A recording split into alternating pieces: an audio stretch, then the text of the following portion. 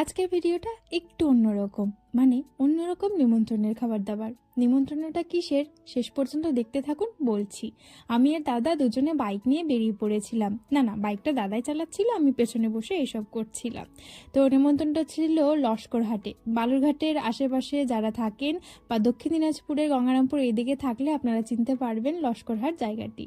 এখানে একটি জুতোর দোকানে ছিল হালখাতা, আর তারই নেমন্ত্রণ ছিল আমাদের। তাই আমি আর দাদা চলে গেছিলাম, যাওয়ার সঙ্গে সঙ্গে কফি পকোড়া খেয়ে নিয়েছিলাম। তারপরে চলে আসলাম সোজা খাবার জায়গায়। সেখানে প্লেট দিয়ে দিল, জলের বোতল দিয়ে দিল, তারপর চলে আসলো ভাত, এরকম লম্বা, বেগুন ভাজা, আলুর চিপস, স্যালাড, দারুণ লাগছিল এই ডালের সঙ্গে মেখে খেতে। এরপর চলে আসলো চিংড়ি, বেশ অনেক কটাই কিন্তু চিংড়ি আমাকে দিয়েছিল। চিংড়িটা খেতে দারুণ হয়েছিল।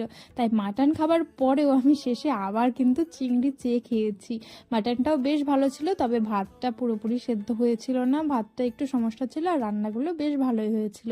মাটন খেতে তো আমি সবসময় ভালোবাসি, তবে আজকে কিন্তু মাটন খাওয়ার পরেও আমার মুখে লেগেছিল সেই চিংড়ির স্বাদটা, সেই জন্য আবার চিংড়ি চেয়ে নিয়েছিলাম। তারপর দিয়ে দিয়েছিল চাটনি, চাটনিটাও বেশ ভালো ছিল, সন্দেশ।